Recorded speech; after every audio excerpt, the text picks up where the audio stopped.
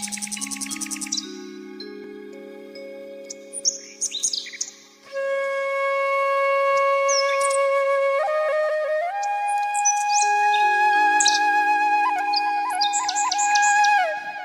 श्री राम मित्रों।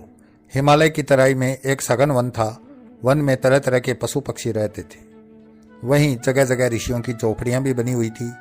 ऐसा लगता मानो प्रकृति ने अपने हाथों से उस वन को संवारा हो। उन्हीं झोपड़ियों के पास एक तेजस्वी युवक बहु दिनों से अंगूठे के बल पर खड़ा होकर तप में लीन था। उसने खाना पीना सब कुछ छोड़ दिया। वह केवल हवा पीकर ही रहता। उसका शरीर सूख गया था, सिर के बाल बढ़ गए, पर चेहरे पर तेज बढ़ता जा रहा था। लगता मानो दूसरा सूर्य निकल रहा हो। वह तपस्वी और कोई नहीं, पांडुपुत्र अर्जुन था। वेदव्यास जी की सलाह से वह दिव्यास्त्र प्राप्त करने के लिए, भगवान शिव को प्रसन्न करने के लिए कठोर तप कर रहा था। क्योंकि छली षड्यंत्रकारी और पापी कौरवों को हराने के लिए शिव जी की शरण में जाने के अतिरिक्त बेसहारा पांडवों के पास अब कोई चारा नहीं रह गया था। अर्जुन के तप के तेज से आसपास की धरती जलने लगी। झोपड़ियों में रहने वाले ऋषि मुनि घबरा उठे। वे अर्जुन को समझाने लगे कि वह ऐसा कठिन तप न करे, पर अर्जुन ने उनकी बातों पर ध्यान नहीं दिया, क्योंकि उसे तो अधर्म और अन्याय को मिटाने के लिए शिवजी को प्रसन्न करके उनसे दिव्यास्त्र प्राप्त करने थे। अतः वह तप में लगा रहा।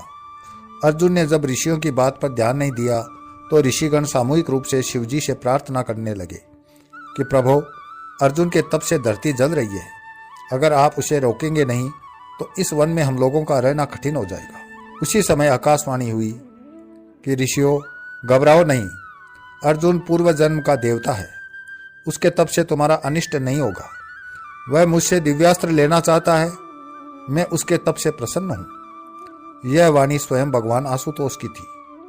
अर्जुन बड़ी श्रद्धा से उनकी आराधना में लगा रहा। उन्हें प्रसन्न करने के लिए तप करता रहा। एक दिन दोपहर का समय था। अर्जुन अपनी पूजा की माला भगवान के चरणों पर चढ़ा रहा था।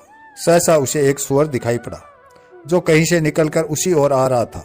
अर्जुन ने झट अपना धनुष बाण उठाया और धनुष पर बाण चढ़ाकर सुअर पर चला दिया। बाण सुअर की छाती में लगा। वह धरती पर गिरकर कुछ देर तक तड़पकर सदा के लिए सो गया। अर्जुन के बाण के साथ ही साथ सुअर की छाती में एक और भी बाण लगा था। वह बाण एक किरात का था जो दूर से सुअर का पीछा करता हुआ आ रहा था। सुअर जब धरती पर गिरा तब अर्जुन और किरात दोनों एक साथ सुअर के पास जा पहुंचे। अर्जुन ने कहा, सुअर की मृत्यु उसके बाण से हुई है, पर किरात ने उसकी बात का विरोध किया।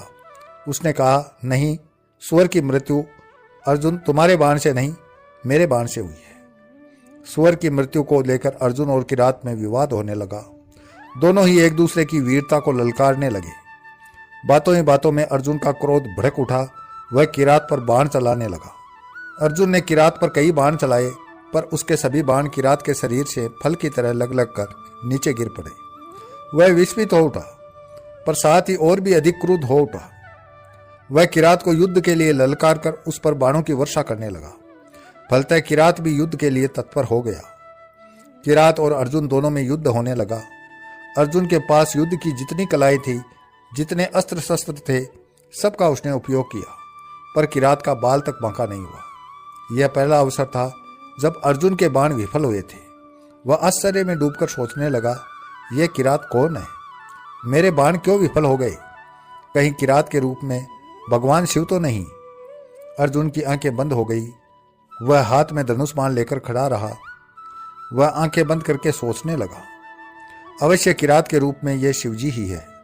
मेरे बाण भगवान शंकर को छोड़कर और किसी पर विफल नहीं हो सकते। अर्जुन ने आंखें खोलकर देखा, सामने कोई नहीं था। किरात इधर उधर कहीं भी दिखाई नहीं पड़ रहा था। अर्जुन के मुख से अपने आप ही निकल पड़ा, भगवान शंकर, भगवान आशुतोष। सहसा अर्जुन के गले में एक माला आ गई। यह उन्हीं मालाओं में से एक थी जिन्हें अर्जुन भगवान के चरणों में चढ़ाया करता था। अर्जुन को विश्वास हो गया कि किरात के रूप में भगवान शिव ही उसके शौर्य की परीक्षा ले रहे हैं। अर्जुन का मन शक्ति और श्रद्धा से भर गया। वह पुलकित होकर भगवान शंकर की प्रार्थना करने लगा। भगवान आशुतोष प्रसन्न हो उठे। उन्होंने प्रसन्नता भरे स्वर में कहा कि अर्जुन, मैं तुम्हारी वीरता की परीक्षा लेकर परम संतुष्ट हुआ हूँ। मैं तुम्हारी इच्छा के अनुसार ही तुम्हें पाशुपत अस्त्र दे रहा हूँ। इससे तुम तीनों लोगों को जीत सकोगे। अर्जुन का उद्देश्य पूर्ण हुआ। महाभारत के पन्नों से प्रकट है कि अर्जुन ने भगवान शंकर के दिए हुए अस्त्रों से ही महाभारत के युद्ध में विजय प्राप्त की थी। सृष्टि के इतिहास में शौर्य की नैवेद्य से शिवजी को संतुष्ट करने वाला अकेला अर्जुन ही है। अतः उसकी वीरता की कहानी प्रलय की छाती पर भी लिखी रहेगी। इसी के साथ मैं अपनी वाणी को विराम देता हूँ। अगले वीडियो में फिर मिलते हैं, तब तक के लिए जय श्री राम।